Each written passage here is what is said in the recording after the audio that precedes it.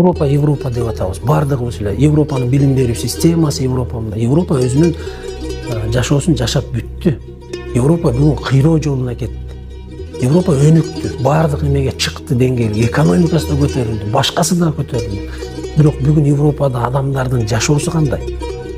Экономика укмуш, айлык акысы укмуш, бүт баардыгы эле шайкеш келет, жашоосунун баары укмуш өтүп атат. Бирок адам сыйлоо жок болот.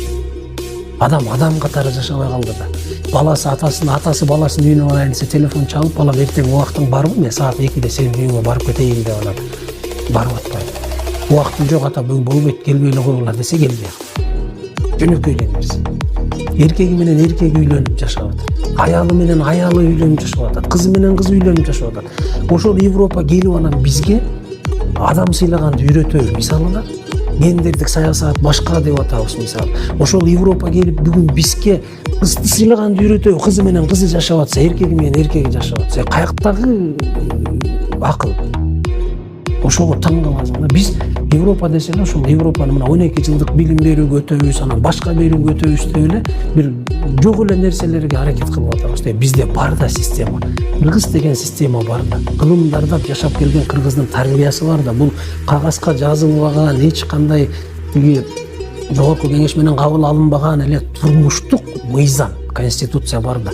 Бизди ошол эле тарбиялап өстүрүп келген, ошентип эле өсүп келген кыргыз эмне жаман болду?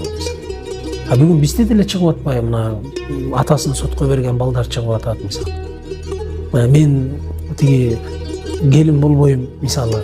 Эмне үчүн мен тиги жолдошумдун носкисин жуушум керек? Неге мен кайненеме чай куюп беришим керек? Кайнатама тамак жасап беришим керек? Мен эмне кылам?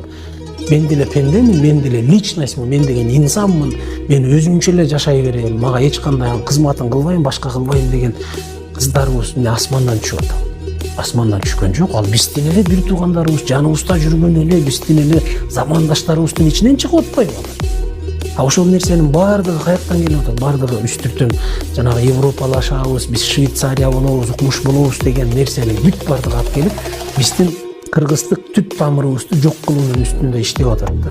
Ошон үчүн биз эң негизги таяна турган жерибиз биздики кыргызчылык. Биз кыргызчылык десе эле окуй артка кетебиз, анан мына тиги өткөн кылымга барабызбы, анан антебизби, мынтебизби деген сөздөрдү чыгарып атышат. Кыргыздын экономикасы бизде бүгүн 200% өсүп кетип, укмуш болуп кеткен күндө деле биз кыргыз боюнан калбай турган болсок, анда улут катары биз жок болобуз.